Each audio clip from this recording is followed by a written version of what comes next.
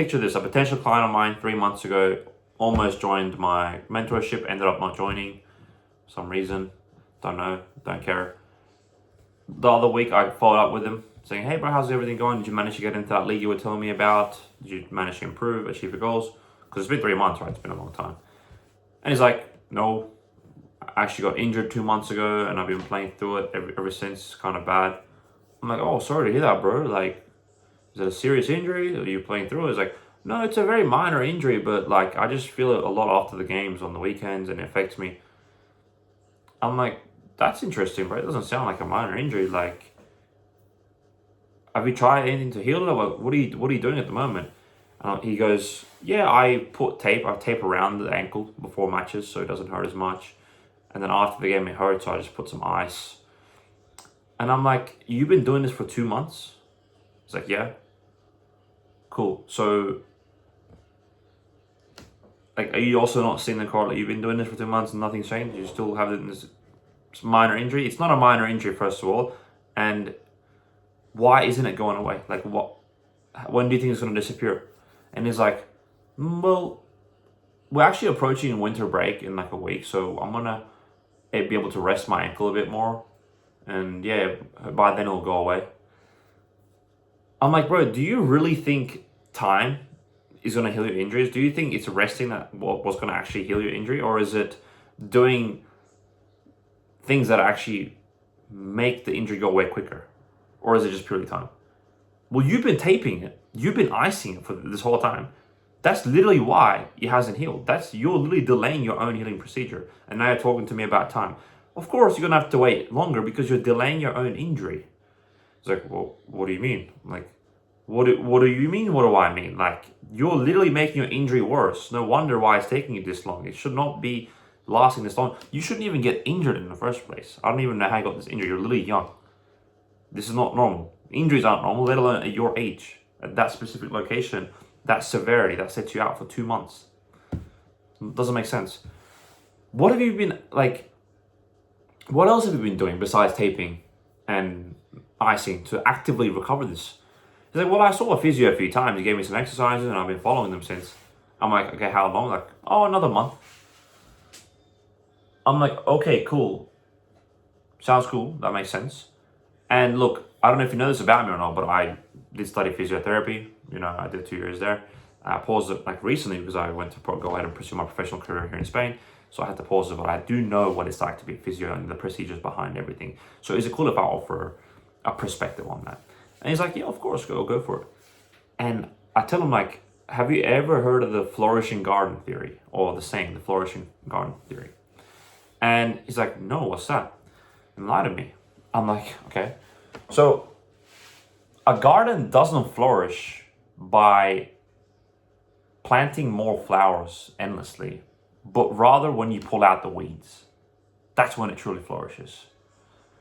And it's like, okay, how does that make sense?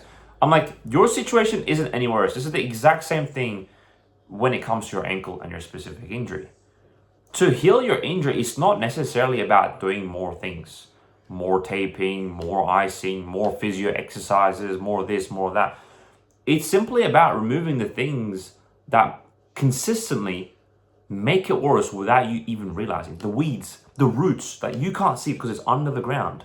It's about getting rid of those so that you actually start healing instead of delaying this healing process like you have been doing for the last 2 months through icing, through taping, through pointless physiotherapy exercises that have no meaning but to take your money per hour, $40 an hour entry fee, fake exercises, go on your way, come back in a month with the same problem, but a bit less pain. So we'll give you another set of exercises so you can repeat the process, keep coming back, and give us all your money until you're out of money and you're depressed because your injury is still there and you feel like quitting the sport that you love. That's what physiotherapy is in a nutshell.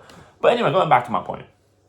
Is it really just about doing more things, or is it about getting rid of the things that actually make your thing worse? Is it about eliminating the weeds, the bacteria? And it's like, yeah, obviously it's about eliminating bacteria. So I'm like, well, why haven't you done it? I was like, well, I'm not doing anything wrong. I'm like, okay, clearly you're doing something wrong. That's why this injury is lasting this long, this minor injury of yours, right? That's why it's lasting this long. As a coach who's been on hundreds of these calls, as a coach who's been on 200, worked with 200 plus players over the last 2 years, could I maybe offer a perspective that might enlighten you? Because you told me you wanted to get enlightened earlier. Could I offer that perspective for you? And he's like, okay, fine, go for it. And I'm like, there are so many things that you don't see that you're doing wrong unconsciously without knowing. And you have no idea as to what it is because you don't have the knowledge, the experience, all the accreditations to identify what's right, what's wrong for your career. This is why you're facing these setbacks. The more setbacks you have at a younger age, the longer it takes for you to improve. This is a setback. You got injured, you're out for 2 months, you're affected for 2 months, versus somebody your age, your exact situation, who's not injured because he actually has a mentor, he knows what he's doing, he doesn't have that 2-month setback. He's improving 2 months ahead of you. The more setbacks you face, the longer it's going to take you to achieve your goals. And the longer it takes you to achieve your goals, the quicker your competition is going to pass and the less likely you are to make it professional in football.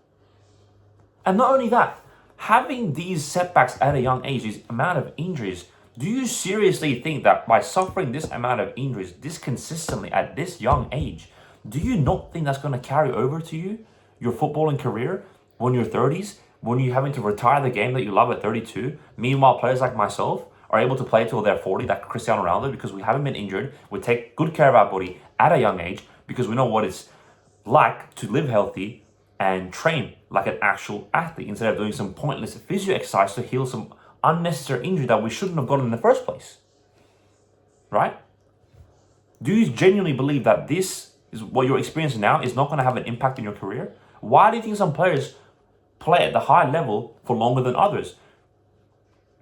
Because of their journey on the way to that age, the things they've gone through, the amount of injuries, the level they've played at, all these things, they carry over. Your body can't, it's not like you experience a lot of bad things, a lot of injuries, and then suddenly you're back to normal 2 years later. That's not how it works. These injuries carry over for the rest of your career. That's why you want to drastically minimize the risk of these injuries or cut them out completely at a very young age so you don't have this weight holding you back for the rest of your career. Sure, you and I might be able to play football till we're both 40, but when I'm 40, I'll be playing at a much higher level, at a much more intense level than you are. You're probably going to be playing Sunday League. I'll probably be playing like semi-professional. Because my body has faced less injuries, less strain, because of the way I lived and trained, because I was knowledgeable, because I had the information from credible sources at a young age. This is the thing you have to understand. So going back to his injury, going back to the point I was making earlier, it's been 3 months. You've gotten an opportunity to unlock the solutions, to understand everything. To put it into perspective, this guy wasn't listening. He was a bit stubborn, high ego, when he's done so little in his career. I don't understand these people. I'm like, he was so adamant to the fact that he was doing everything correctly and it was just some unlucky injury and now he's on the path to recovery when he's not. It's been 3 months. He's still the exact same.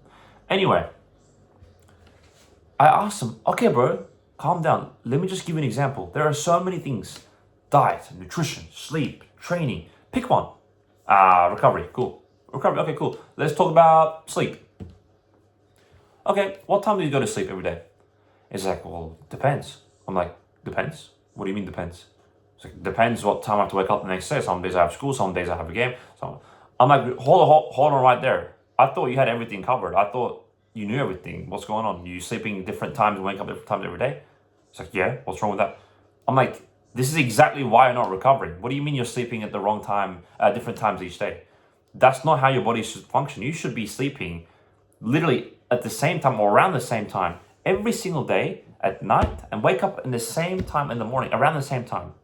So set your body's circadian rhythm to wake up naturally without having to rely on an alarm and to get the proper rest that your body needs by sleeping at the correct times between 10 to 11 p.m., entering the recovery zone between 10 to 3 a.m., getting as much as recovery as possible in that time zone, and carrying on to wake up with the sunrise around 7, 8 a.m. in the morning, depending on what time you go to bed, of course.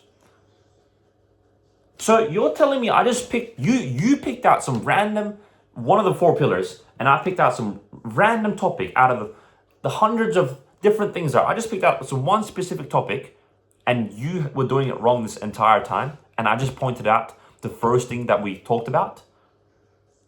This is what I'm talking to you about. I have worked with 200 different players in the last 2 years. Here is the things I'm seeing that you're not seeing. This is what you're told. This little thing here is what you're told. The physio, the ice packs, the taping. This is what you know. This is what I see from experience, from authority, from credibility, from going through 200 different players' stories and understanding what's wrong with each one of them. You picked out one random concept, one random method, and you were doing it wrong. What makes you, now imagine if we go through every single one of those 100 topics, how many of those are you probably doing wrong that is contributing to the reason why you're injured? Probably a lot. Probably a lot of them, more than half of them you're doing incorrectly. So do you understand now why you're doing a lot of things wrong without realizing? Do you understand why you're confused? Why you're lost? Because you are doing things subconsciously that you think it's right, that you have been told it's right, when it's not right. And this is what's causing setbacks. This is what's causing you injuries. This is what's causing you these random hamstring pulls, dehydration issues, lack of strength, lack of stamina, lack of technical ability, that tactical awareness. This is what's causing all of this. All of them. They're all interlinked. Yet you mean to tell me you have it in your hands? Come on, please. You don't. You simply don't. And this is what you don't understand because you're stubborn. Most of you guys are stubborn. I was like this as well. Why do you think I'm making this video, guys? Why? Is this fun to me? No. I like to put out value. I like to give value, educational content to you guys who are all might be 15, might be 14 like I once was. He was stuck. He was so stubborn. I would reject any opportunity that came my way. From the ages of 14 to 16, I worked by myself tirelessly every single day, 3 to 4 hours during lockdown, hoping it would all change. And for 2 years, nothing happened but remaining in the same club at the same level, getting the same amount of minutes under 2 different coaches who both had the same opinions about me. I was not good enough. Yet I was putting in more work than everybody else. Yet I thought I had everything covered when I didn't. What was I doing wrong? I didn't know any better. Because I was stubborn. I wasn't open to learning. I wasn't open to investing in myself. I was scared and I was closed-minded. The 2 most common traits that hold young players back from reaching ultimate success. Closed-minded and stubbornness.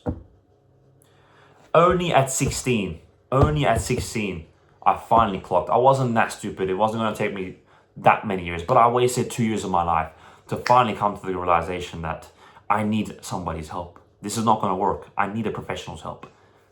16 years old, got a personal trainer, invested money into myself, quite a lot actually. Got a gym membership, started taking football seriously, and literally just within a year after I made my semi-professional men's debut, played in the highest division in Spain at the age of 18, now playing for a professional club. It only went uphill from there because I knew what to do. There was no guessworking. There was no wrongdoings.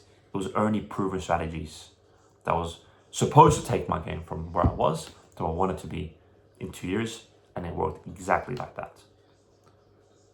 And now I've compiled everything I've learned in that process, playing at professional levels, captaining teams at a very young age, working with different professional coaches, with different accreditations, investing $40,000 into my career. I've compiled all this into something for you, an opportunity that could change your life for a fraction of the cost, for a fraction of the time. You don't have to spend 2 years like I did. You can spend a few months and get similar results. Yet you guys want to be stubborn, yet you guys want to be close-minded. All on you. That's all on you. I really can't do anything else. And this is the opportunity that this person once was presented with 3 months ago when we had a call together, because he was serious at the time until he heard the logistics of everything.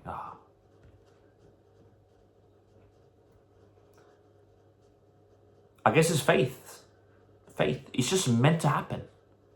He's meant to reject the once-in-a-lifetime opportunity.